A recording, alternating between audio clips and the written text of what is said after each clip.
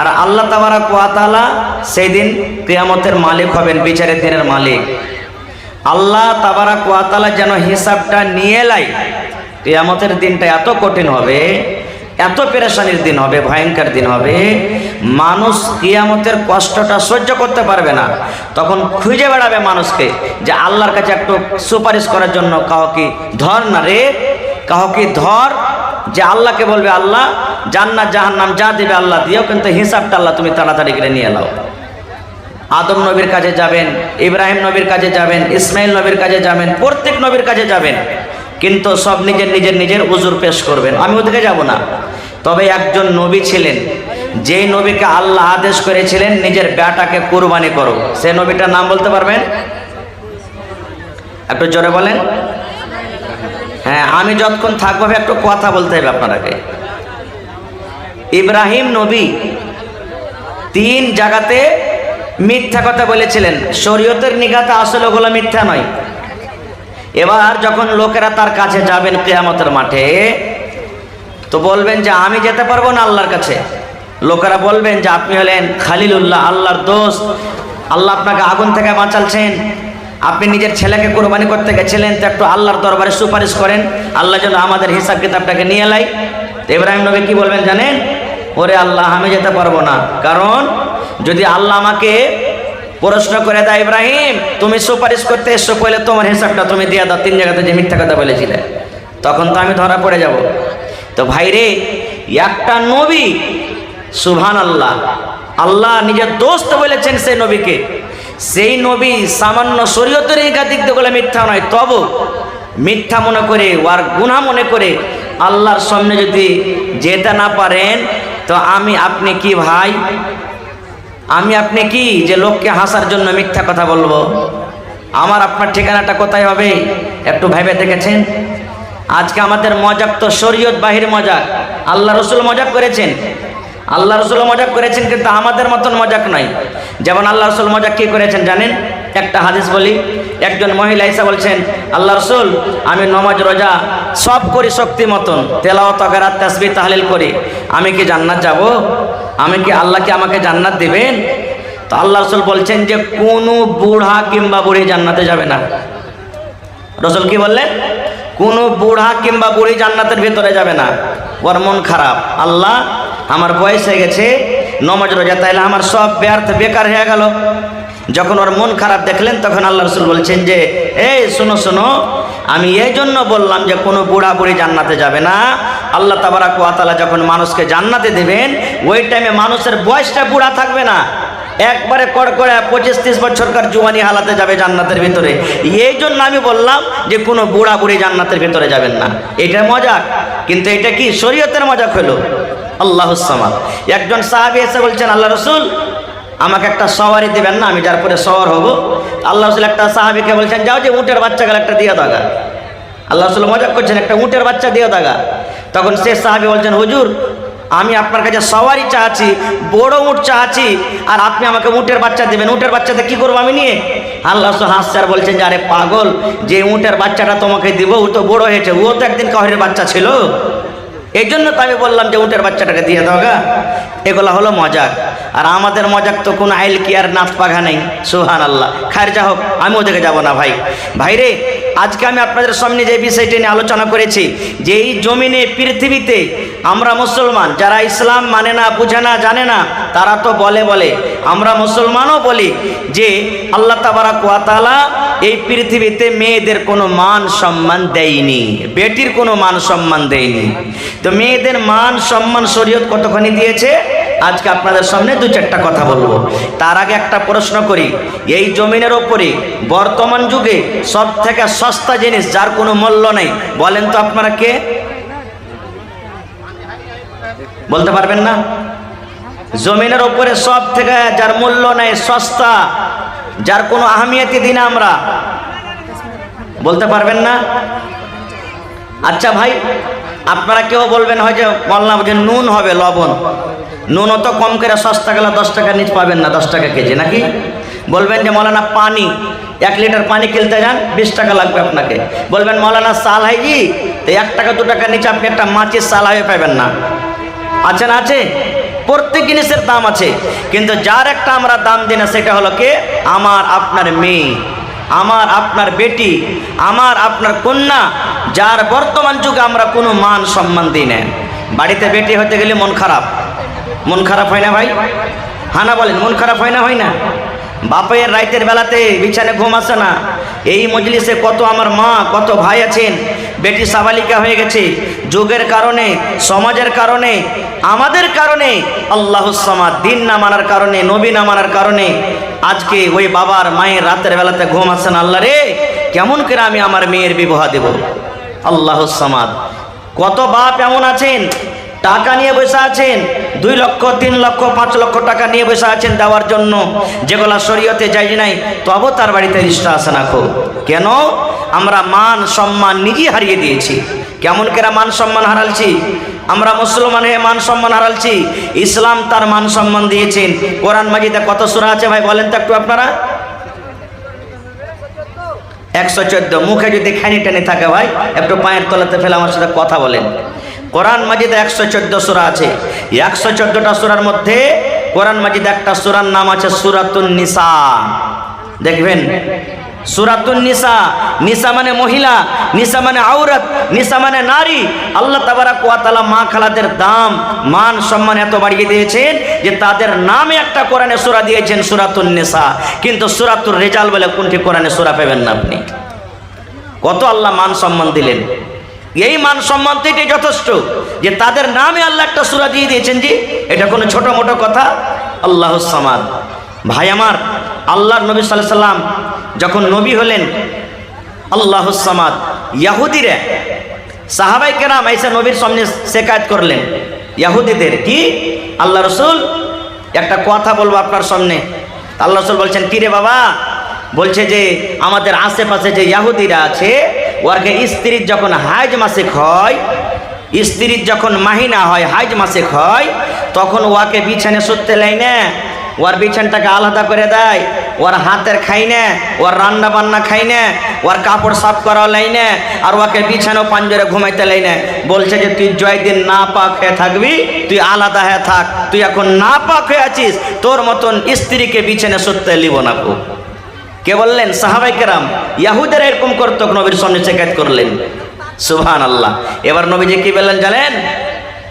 রে আমার উম্মতের দল, ও আমার উম্মতেরা, সাহাবারা, তোমরা শুনে নাও, যদি কোনো মহিলা, যদি কোনো নারী, যদি কোনো মহিলা হাইজের হালাতে থাকে, মাসিকের হালাতে থাকে, তাইলে তার শরীরটা নাপাক এরকম হয় না রে যে তার স্বামী তার পাঞ্জরে ঘুমাতে পাবে না, তার হাতে খেতে পাবে না, রান্না করা খেতে পাবে না, রুটি বানা খেতে পাবে না, ভাত তৈরি করা খেতে পাবে না। সব করে তুমি খেতে পারো, তার গায়ে গা লাগিয়ে তুমি ঘুমাইতে পারো, তোমার স্ত্রীকে তুমি চুমা খেতে পারো, তার ভাত রান্না তুমি খেতে পারো, তোমার স্ত্রী তোমাকে পানি দেবে, তুমি গোসল করতে পারো, তোমার কাপড় সাফ করে দেবে, তুমি পরতে পারো। কিন্তু আল্লাহ রাব্বুল আমিন মহিলাদেরকে নিষেধ করলেন, মহিলারে, যেদিন তুমি নাপাক হয়ে থাকবে ওই দিন তুমি নামাজ পড়িও না রে মহিলা, তুমি নামাজ পড়িও না। আল্লাহ রাব্বুল আমিন তোমার জন্য নামাজকে মাফ করে দিয়েছেন। 2 দিন 3 দিন 4 দিন 5 দিন যেদিন তুমি নাপাক হয়ে থাকবে, নাপাকের হালাতে আল্লাহ তোমার নামাজকে মাফ করে দিয়েছেন, তোমাকে নামাজ পড়তে হবে না। আর যদি রমজান মাসে তোমার হাজ মাসিক চালু হয়ে যায়, তাহলে যেদিন তুমি নাপাক হয়ে থাকবে রে মহিলা, তুমি রোজা ছেড়ে দাও, তুমি রোজা রাখিও না। এবার তোমার রমজান মাস যখন শেষ হয়ে যাবে, রমজান মাস যখন পার করে যাবে, আরো যে আগামী বছর রমজান আসার আগে আগে 11টা মাস বাঁচে, 11 মাসের মধ্যে তোমার ওই বাকি ছোটা রোজা কোটাকে তুমি পূর্ণ করে নাও। এটা নিষেধ করলেন। আর কি বললেন? রে পুরুষের দল, এ পুরুষেরা তোমরা শুনে নাও, তোমার বিবিরা তোমার জন্য হারাম আছে একটা কাজের জন্য। একটা কাজ তোমরা জেনে শুনে খবরদার করবে না। যদি তোমরা কাজটা করতে যাও তাহলে তোমাদের পাপ হয়ে যাবে, গুনাহ হয়ে যাবে, তোমরা গুনাহ করে যাবে, তোমাদের দ্বারাতে ভুল হয়ে যাবে, গুনাহ হয়ে যাবে। কি কাজ করবে না রে পুরুষ? আল্লাহ রাসূল বলেছেন, পুরুষ রে, যখন তোমাদের স্ত্রীদের এমসি হবে, হায়েজ হবে, মাসিক হবে, তখন খবরদার খবরদার তোমার স্ত্রীর সাথে তুমি মিলন করিও না, তার সাথে হামবিস্তারি করিও না, তার সাথে তুমি জেমা করিও না, তার সাথে তুমি সহবাস করিও না। তুমি গায়ে গা মিলিয়ে তুমি ঘুমাতে পাবে, শুতে পাবে, কিন্তু একটাই কাজ থেকে তোমাকে শুধু বারণ করলাম, সেটা হলো তোমার স্ত্রীর সাথে তুমি মিলন করবে না। এবার যদি কোনো মানুষ বলে যে না আমি করি নিব, তো নবীর নাফরমানি করলে, আর নবীর যখন নাফরমানি হয়ে গেল তো ওই জায়গাতে গুনাহ হয়ে গেল। আর এবারে ওই ইহুদিরা নিজের স্ত্রীদের মান সম্মান দিত না, বিছানে নিজের স্ত্রীকে ঘুমাইতে লিত না যে তুই আলাদা হয়ে ঘুমা, কখন যখন হাইজ মাসিকের আলাসে থাকতো।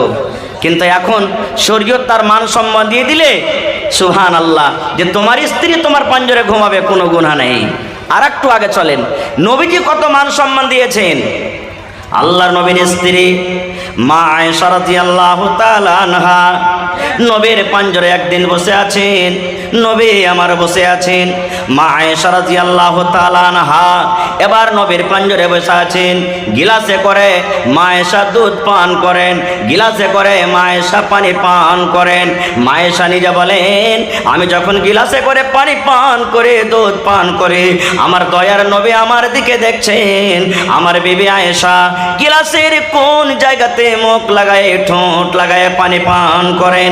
এবার মা আয়েশা বলেন, সহিহ হাদিস রে বন্ধু, আমি পানি পান করতে করতে কিংবা দুধ পান করতে করতে যখন আমি গিলাসটাকে রেখে দিলাম, দয়ার নবী চট করে গিলাসটাকে উঠিয়ে নিলেন।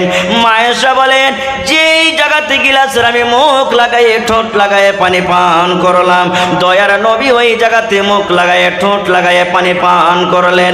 শুধু তা নয়, মা আয়েশারও বলেন, আমি হাড্ডি চুষে চুষে খাই কিংবা আমি গোশত ছেড়ে ছেড়ে খাই, আমার নবী আমার দিকে দেখেন, আমার বিবি আয়েশা এই গোশতের কোন জায়গাতে মুখ লাগায় কামড় দেয়, হাড্ডিতে কোন জায়গাতে দাঁত লাগায়।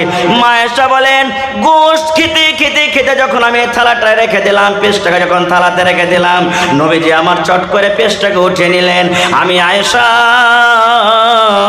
যেই জায়গাতে আমি মুখ লাগাইয়ে দাঁত লাগাইয়ে কামড় দিলাম, আমার দয়ার নবী আমার ওই মুখ লাগা জায়গাতে মুখ লাগাইয়ে দাঁত লাগাইয়ে কামড় দিলেন। এবার শেষে মা আয়েশা কি বলছে, আমি ওই অবস্থাতে ছিলাম যখন আমার মাসিক হচ্ছিল, হাইজ হচ্ছিল। তো নবীজি এখানেও মা খালাদের সম্মান বাড়িয়ে দিলেন। যে ইহুদিরা নিজের স্ত্রীকে ঘুমাইতে লিত না হাইজার হালাতে, নবীজি তার মুখের খেলেন। হায়রে আল্লাহ, কেমন মহব্বত ভালোবাসা যে ভাই। আর আমাদের মহব্বত ভালোবাসা কি জানেন? কোনো ভাই যদি ভাত খেতে বেঁচেছে, রুটি খেতে বেঁচেছে, তরকারি খেয়েছে, খেতে খেতে চাইটি ভাত যদি বেশি হয়ে যায়, আর ওর স্ত্রীরা যদি করে, রে হালে আমার মা ভাত কটা খেতে পারলাম না, তুই খেয়ে লেগা। তো মা খালারা কি জবাব দেবেন? হ্যাঁ, তোমার কুঁটা পড়া ভাত খেতে দিচ্ছি আমি, হ্যাঁ আমার কিছু নাই। ওর বেটারকে কবে, যা রে হতলা, যা দিয়ে দেখা, ছাগল টাকা দিয়ে দেখা, যা যা দিয়ে দেখা, ওর মুখের কিন্তু খাইবে না খো। এই তো আমাদের মহব্বত ভালোবাসা। এই ভাই মুসলমান, আর একটু আগে চলেন। মক্কার লোকেরা কি করতো? এটাতে ইহুদের কথা বললাম। আর কি করতো মক্কার লোকেরা? সুবহানাল্লাহ, যখন নবীজি দুনিয়াতে এসেছিলেন, নবী হননি, তার আগেকার টাইমে, তার আগেকার সময়তে মক্কার লোকেরা কি করতো? আল্লাহ তাবারাক ওয়া তাআলা সেটা কোরআনে বলছেন, ওয়াইদা বুশিরা আহাদুহুম বিল উনসা যাল্লা ওয়াজহুহু মুসওয়াদ্দাও ওয়া হুয়া কাযীম।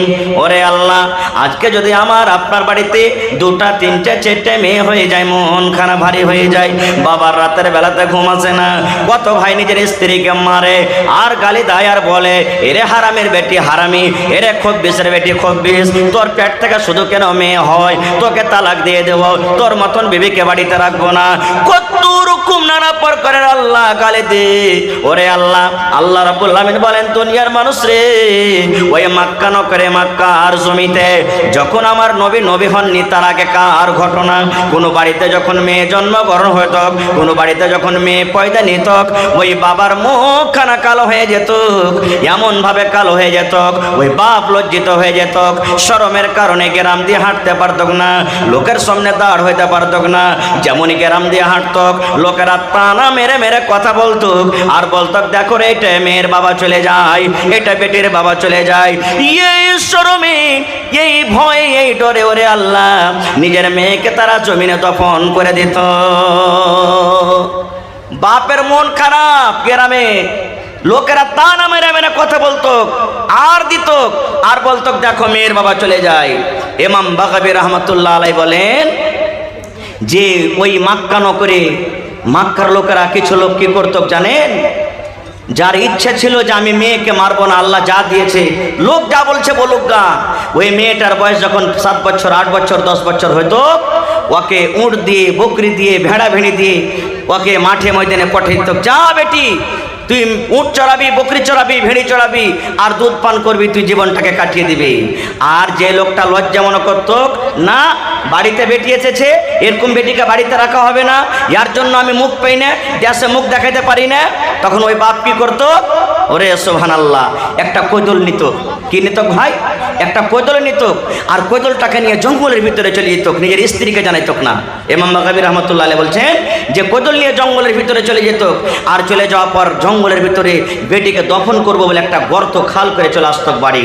আর বাড়ি আসার পর তখন নিজের স্ত্রীকে বলতো, রে আমার বেবি, ও হালেমার মা, এ জামিলার মা, এ খালেদার মা, এ জায়েদার মা, আমার মেয়ের বয়স 8 বছর 7 বছর হয়ে গেল, কাঠিয়ারের মার্কেট কেমন হয়, জীবনে কোনোদিন আমার মেয়েটা বাজার দেখেনি, বাজার ঘুরিনি, নানির বাড়ি জীবনে কোনোদিন আমার মেয়ে যায়নি। এক কাম করো রে বেবে, আমার কলেজার টুকরাকে তুমি সুন্দর করে সাজাইয়া দাও, সুন্দর করে তাকে নতুন জামা কাপড় দিয়ে দাও, সুন্দর করে তাকে তেল কাজল দিয়ে দাও, কারণ আমি তাকে মেলা ঘুরতে নিয়ে যাব, বাজারের দিকে নিয়ে যাব। হায় রে মা, মা জানত না আমার স্বামী কেন আমাকে এরকম কথা বলেন। মা মনে মনে বলতো, আল্লাহ রে, আমার মেয়েটাকে মনে হয় আমার স্বামী আর মারবে না। তারপরে দয়া হয়ে গেছে, তারপরে ময়া হয়ে গেছে, তাকে ভালোবেসে যায়, যার কারণে এত সুন্দর করে কথা বলেন। মা খুশি খুশি হয়ে ওরে আল্লাহ সুন্দর করে নিজের মেয়েকে গোসল দিয়ে, নতুন জামা কাপড় পরায়ে, তেল কজল দিয়ে নিজের স্বামীর হাতে তুলে দিতেন। এবার স্বামীকে করতেন, নিজের মেয়ের হাত খানকে ধরে টানতে টানতে টানতে মেলা দেখার বাহানাতে কোথায় নিয়ে যেতেন? ওই জঙ্গলের ভিতরে তাকে নিয়ে চলে যেতেন, যে জায়গাতে কোনো বাড়ি নাই, যে জায়গাতে কোনো গ্রাম নাই, যে জায়গাতে কোনো লোকজন নাই। এবার হাঁটতে হাঁটতে মেয়ে বলতো, আব্বা গো, কোথায় আপনি আমাকে নিয়ে যান? এই জায়গাতে কোনো বাড়ি নাই, এখানে কোনো দোকান নাই, এখানে কোনো লোকজন নাই, এখানে কোনো রকমের মেলা নাই, বাজার নাই, কোথায় আপনি নিয়ে যাবেন? এবার আব্বা বলতেন, বেটি রে, এই জঙ্গলের পর, এই জঙ্গলটা পার করার পর একটা বাজার আছে রে মেয়ে, ওই বাজারে তোমাকে নিয়ে যাব, তুমি তাড়াতাড়ি করে চলো। এই কথা বলতে বলতে ওই জঙ্গলের ভিতরে যেখানে গর্ত করে এসেছিল, গর্তর পাঞ্জরে নিয়ে যেত, আর নিয়ে যাওয়ার পর সুবহানাল্লাহ তাকে বলা হয়তো কি, বাপ বলতো, বেটি রে, এই গর্তটা কত বড় আছে রে মা, তুমি একটু নজর করে দেখো তো, একটু দেখো তো, চোখ মেল করে দেখো তো, এই খালটা কত বড় আছে। মাসুম বাচ্চা তো জানে না আমার আব্বাজান কেন আমাকে গর্ত দেখতে বলছেন। সুবহানাল্লাহ। এবার ওই মেয়ে কলেজার টুকরা যেমনই আব্বার কথা শুনে এরকম ভাবে মাথা বাড়িয়ে গর্তর দিকে দেখতে গেলেন, যেমনই চোখ বাড়িয়ে দেখতে গেলেন, সুবহানাল্লাহ, পিছন থেকে বাপ একটা ধাক্কা দিয়ে এমন জোর করে ধাক্কা দিল, ধাক্কার সাথে সাথে ওই কলেজার টুকরা মেয়ে গর্ততে পড়ে গেল। যেমনই গর্ততে পড়ে যাওয়া, মেয়ে কাঁদতে শুরু করলো, আর গর্ততে পড়ে পড়ে বলে, আব্বা গো, কেন তুমি আমাকে গর্ততে ফেলে দিলে, কেন তুমি আমাকে খালে ডাকিয়ে দিলে। এবার আব্বা বলতো, ও আমার কলিজার টুকরা মেয়ে, যে দিন থেকে তুমি আমার বাড়িতে জন্ম নিয়েছো, যেদিন থেকে তুমি আমার বাড়িতে এসেছো, আমার রাতের বেলাতে ঘুম আসে না, তোমায় আমি নিয়ে চিন্তায় পড়ে আছি। লোকেরা আমাকে আর দিচ্ছি, লোকেরা আমাকে দেখিয়ে দেখিয়ে বলে, দেখো রে, এটা মেয়ের বাবা চলে যায়, এটা মেয়ের বাবা, আর বাড়িতে মেয়ে জন্মগ্রহণ হয়েছে। এই জন্য মেয়েরে দুনিয়াতে তুমি যতদিন ছেলে ভালো হয়ে থাকলে, আজকে তোমার শেষ টাইম, শেষ দিন। জীবনের মতো তুমি আব্বা বলে না, জীবনের মতো মাকে মা মা বলে ডাকে নাও, কারণ আজকের পর এই দুনিয়ার তুমি মুখ দেখতে পাবে না, আকাশের মুখ দেখতে পাবে না, তোমার এই হতভাগাকে আর আব্বা আব্বা বলে ডাকতে পাবে না, তোমার মায়ের কথা তোমার মার শুনতে পাবে না। এই জন্য তুমি জীবনের মতো তুমি আমাকে আব্বা বলে নাও। ইমাম বাগাবী রহমাতুল্লাহ আলাইহি বলেন, যখন এই কথাটা তার মেয়েকে বলা হতো, গর্তেতে পড়ে পড়ে মেয়ে কথাটা বলতো, আব্বা গো, আপনাকে আর আমি আব্বা বলে ডাকবো না, মাকে মা মার বলে ডাকবো না। আমার দুই চোখ যেদিকে যাবে আমি চলে যাব, বাড়ি ঘর দেশ ছেড়ে গা ছেড়ে চলে যাব, কিন্তু দয়া করে আপনি আমাকে মারিয়েন না, আপনি দয়া করে আপনি গর্ত থেকে আমাকে উঠাইলেন। এরকম ভাবে মেয়ে চিৎকার করতে থাকতো, কিন্তু একটাও তার কথা শোনা হতো না। ওই মেয়েকে, ওই বেটিকে, ওই কলেজার টুকরাকে জিন্দা তাকে জমিনে দফন করে বাড়িতে চলে আসতো।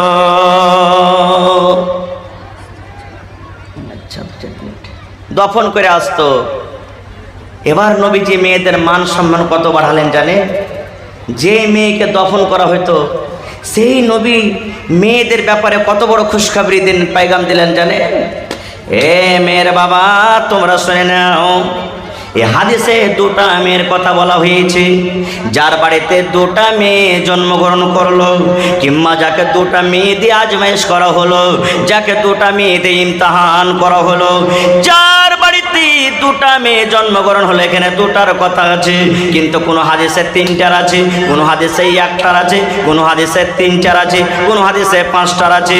সোজাসুজি কথা রে বন্ধু, আল্লাহ রাসূল বলেন, উম্মত, যার বাড়িতে মেয়ে জন্মগ্রহণ করেছে, ওই মেয়েকে শক্তি হিসাবে যদি পড়িয়ে লেখে, দিনই তালিম দিয়ে, মেয়ে যখন বড় হয়ে যাবে, তার একটা সুন্দর জামাই দেখে, সুন্দর বাড়ি দেখে, সুন্দর ঘর দেখে যদি তার বিয়ে লাগিয়ে দিতে পারে, নবীজি এলান করে দিলেন, মেয়ের বাবারে, ওই মেয়ের বাবা আমি নবী জান্নাতের ভিতরে থাকবো। কেমন হয়ে জান্নাতে থাকবো? নবীজি দুটা আঙ্গুলকে ইশারা করে দেখিয়ে দিলেন, ও আমার উম্মতেরা শুনে নাও, এই দুটা লোক যেমন পাশাপাশি হয়ে আছে, এই দুটা আঙ্গুল যেমন পাশাপাশি হয়ে আছে, আমি নবী আর ওই মেয়ের বাবা জান্নাতের ভিতরে পাশাপাশি থাকবো। নারে তাকবীর। তাহলে এত বড় খুশখবরি পাওয়া পরও দুনিয়া যা বলছে বলুক, বাড়িতে মেয়ে জন্মগ্রহণ হতে গেলে মন ভারী করবেন ভাই, জোরে বলেন, মন ভারী করবেন। মন ভারী করতে গেলে জান্নাতের ভিতরে নবীর সাথী হইতে পারবেন না। মন খুশি করে রাখতে হবে, আর আল্লাহর কাছে দোয়া করতে হবে, আল্লাহ তুমি মেয়ে দিয়েছো, একটা খুব বড় নিয়ামত, আল্লাহ তুমি তার ব্যবস্থা তুমি করো, আমার কাছে কিছু নেই।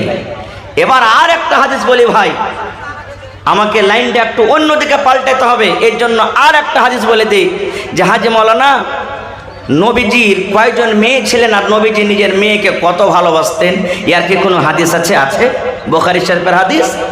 আল্লাহর নবীর 4 জন মেয়ে ছিলেন। কয়টা মেয়ে? জোরে বলে। হ্যাঁ, ছেলেগুলা সব ছোট বয়সী মারা গেছেন, আর মেয়ে শুধু বড় হয়ে মারা গেছেন। নবীজির বেঁচে থাকাকালে 3 জন মেয়ে মারা গেছে, আর মরার পর নবীজির মা ফাতেমা ছোট মেয়ে মারা গেছেন। বাস 5 থেকে 10 মিনিট আমি শেষ করছি কথা। এবার নবীকে মক্কার লোকেরা কি বলতেন? ইন্না আতাইনা কাল কাউসার ফাসাল্লি লিরাব্বিকা ওয়ানহার ইন্না শানিয়াকা হুয়াল, কি আছে বলে? হুয়াল। হ্যাঁ, আফতার বলতেন নবীকে, আরে ইয়ার জ্বর কেটে গেছে, ইয়ার বংশ সাপ, শেষ, এখান থেকেই মরে গেলে ইয়ার নাম লেনাওয়ালা কেউ হবে না। কিন্তু আল্লাহ নবীজির মান সম্মান কত বাড়িয়ে দিলেন, যখন যখন আল্লাহর জিকির আছে, আল্লাহর নাম আছে, তখন তখন নবীর নাম আছে, আছে না? আজানে দি আশহাদু আল্লা ইলাহা ইল্লাল্লাহ, তারপরে কি আছে?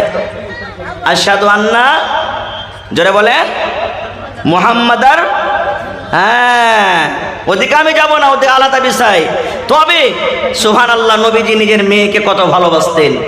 নবীজি সোমবারের দিন মারা গেছেন, দিন ছিল সোমবার, একবারে 7টা-8টা বেলা এই মতো টাইমে নবীজির সমস্ত স্ত্রীরা নবীর পাঞ্জরে বসে আছেন, সাহাবাই কেরাম বসে আছেন।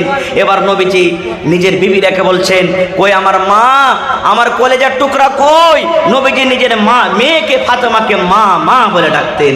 বলছেন, কই আমার মা, আমার কলেজার টুকরা ফাতেমা কই? দুটা কথা বলবো। ফাতেমাকে খবর দেওয়া হলো, ফাতেমা তোমার আব্বা তোমাকে ডাক দিয়েছে, চলো তাড়াতাড়ি করে। এবার ফাতেমা রাদিয়াল্লাহু তাআলা আনহা এবার নবীর কাছে এলেন। আসার পর নবীজি মুখে কথা বলতে পারেন না, নবীজি শরীরটা দুর্বল কমজোর হয়ে গেছে। এবারে নবীজি নিজের মেয়ে ফাতেমাকে ইশারা করছেন। কি ইশারা? রে আমার কলেজা টুকরা মেয়ে, ও বেটি ফাতেমা, আমার বিবিরা আমার পাঞ্জরে বসে আছেন, আমার সাহাবীরা আমার পাঞ্জরে বসে আছেন। মা গো, আমি তোমাকে আস্তে করে কিছু কথা বলবো, যেন আমার কথাগুলো আমার সাথীরা না শুনে, আমার সাহাবীরা না শুনে, আমার কথা যেন আমার বিবিরা না শুনে। ও মা ফাতেমা, তোমার কানটা আমার মুখের কাছে লাগাইয়া দাও, আমার মুখের কাছে তোমার কানখানা লাগাইয়া দাও। আমি তোমাকে আস্তে আস্তে করে কিছু কথা বলবো, যেন আমার কথা আমার সাহাবীরা শুনতে না পায়। ফাতেমা, তোমার কানটা মা আমার মুখের কাছে একটু লাগাতো, আমি তোমাকে কিছু আস্তে করে কথা বলবো। যখন কথাটা বলা, আল্লাহ নবীর স্ত্রীরা বলছেন, আল্লাহ কি হলো? নবীজি কোন এমন কথা বলবেন যেটা আমরা জানতে পারলাম না? সাহাবায়ে কেরাম বলছেন যে নবীজি নিজের মেয়েকে কোন এমন কথা বলবেন যে আমরাকে জানাবেন না? সুবহানাল্লাহ, আমরাকে জানাবেন না। ওরে আল্লাহ!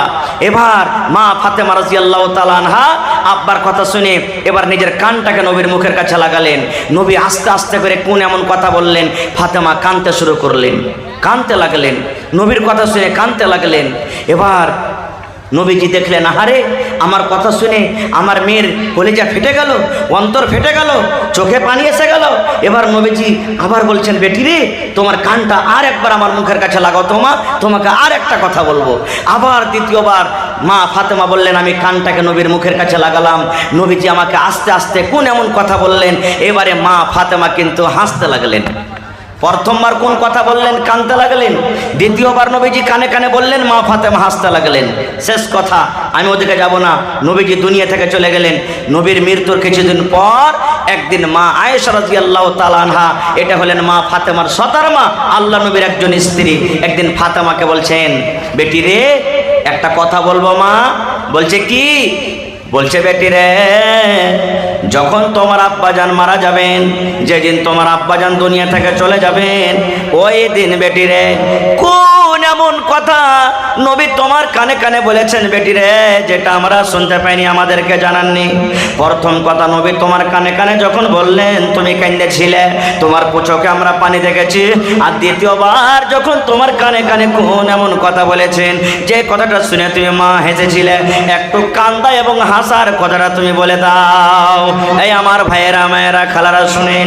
এইবারে মা ফাতেমাকে বলছেন, দেখেন মা গো, এখন আমার আব্বাজান দুনিয়াতে নাই, এখন কিন্তু আমি বলে দেব, আমার আব্বাজান যখন আমার কানে কানে প্রথম কথা বললেন, আমি কেঁদেছিলাম। এই জন্য কেঁদেছিলাম মা, আমার আব্বাজান আমার কানে কানে বললেন, বেটি রে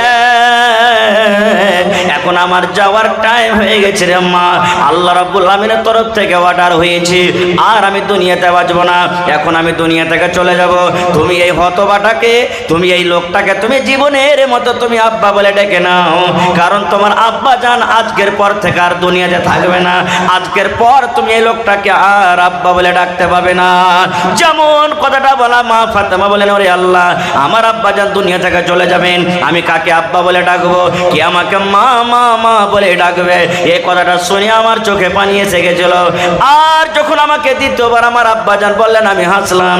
আমার আব্বাজান এই কথাটা আমাকে বলেছিলেন, ও ফাতেমা তুমি কেঁদো না, কেঁদো না ফাতেমা, তুমি কেঁদো না, কেঁদো না বেটি রে, কেঁদো না, কেঁদো না, কেঁদো না, কারণ আমার মরার পর, আমার মৃত্যুর পর, আমার দুনিয়া থেকে যাওয়ার পর, আমার বংশের মধ্যে, আমার খানদানের মধ্যে সর্বপ্রথম যে আমার সাথে দেখা করবে, সেটা হবে মা ফাতেমা তুমি। ঠিক আল্লাহ নবীর 6 মাসের মৃত্যুর পর মা ফাতেমা রাদিয়াল্লাহু তাআলা আনহা দুনিয়া থেকে চলে গেছিলেন। এই কথাটা হাদিসটাতে কয়েকটা পয়েন্ট আছে, আমি ওদিকে যাব না। একটাই মাত্র পয়েন্ট, যে জন্য আমি আজকে আপনাকে হাদিসটা শোনালাম, যে নবীজি নিজের মেয়েকে কত ভালোবাসতেন, যে ভাই যে নিজের মতের কথাটা নিজের কলেজার টুকরা মেয়েকে বললেন, বিবিরাকে বললেন না, কোনো সাহাবীকে বললেন না। কিন্তু হায় রে আফসোসের কথা, আজকে আমরা নিজের মেয়েকে এত ভালোবাসি, যখন আমার আপনার যখন মত হবে তখন সবটি বেটা কটাকে ডাকবো আলাদা করে, আর বলবো রে শুন, ওখানে টাকা আছে, ওখানে ব্যাংকে টাকা আছে, ওখানে কেওলা আছে, ওখানে রসিদ আছে, আর ওই বাজারের জমিনটা তোরা ভাইগুলাকে মিলে জুলে ভাগ করে নিবি। চুরি চপকে বাপ জানতে পারবে এখন বাঁচবো না মরে যাব, তখন সমস্ত ভালো ভালো জমিনগুলা বেটার নামে রেজিস্ট্রি করে দিবে, আর মেয়েরাকে দেবে কোনগুলা জানেন, ওই যেগুলাতে ফসল হয় না ধোয়াকা জমিন, ওগুলাকে তখন দিবে, যা তোরা ওগুলো নিয়ে ধেয়া করে ধরে খা। এই তো আমাদের মহব্বত ভালোবাসা। ভাইরে এরকম মহব্বত ভালোবাসা দেখাতে গেলে আল্লাহ তাবারাক ওয়া তাআলা কিন্তু বকশিবে না। খার মেলায় কথা আছে বলার, আল্লাহ যদি হায়াত রাখেন ইনশাআল্লাহ বিষয় নিয়ে কিছু আলোচনা করব, আরো মেলায় কথা থাকলো। তবে ভাইরে এটা হলো মসজিদের জালসা না মাদ্রাসা? জোরে বলে হায় আল্লাহ, আপনারা গোশ ভাত খাননি নাকি যে ভাই? একটু জোরে কথা বলেন, এটা মসজিদের জালসা না মাদ্রাসার? মসজিদের জালসা। মসজিদটা কার ঘর, মানুষের না আল্লাহর? জোরে বলেন আল্লাহর ঘর। আর আল্লাহর ঘর বানাইতে গেলে কি অফার এসেছে জানে? আল্লাহ রাসূল বলেছেন, মান বানা লিল্লাহি মসজিদান বানাল্লাহু লাহু বাইতান ফিল জান্নাহ। আল্লাহ নবী বলেছেন, আরে আমার উম্মত, আল্লাহ রাব্বুল আলামিনকে রাজি করার জন্য, আল্লাহকে সন্তুষ্ট করার জন্য আল্লাহর ইবাদতখানা, আল্লাহর এখানে ইবাদতখানা যে নির্মাণ করবে, আল্লাহ রাব্বুল আলামিন তার জন্য জান্নাতের ভিতরে এখন ঘর বানিয়ে দেবেন। দুনিয়াতে আপনি মসজিদ বানাবেন আর আপনার জন্য জান্নাতে আল্লাহ ঘর বানাবেন, এটা বিশ্বাস হয়েছে ভাই? এই হাদিসের পরে বিশ্বাস আছে? বিশ্বাস না থাকলেও বিশ্বাস করতে হবে। একটা উদাহরণ দিচ্ছি আপনাকে। আপনাদের এলাকাতে অনেক হাজি সাহেব আছেন, নাই? হাজি সাহেব আছেন না নাই? আছেন।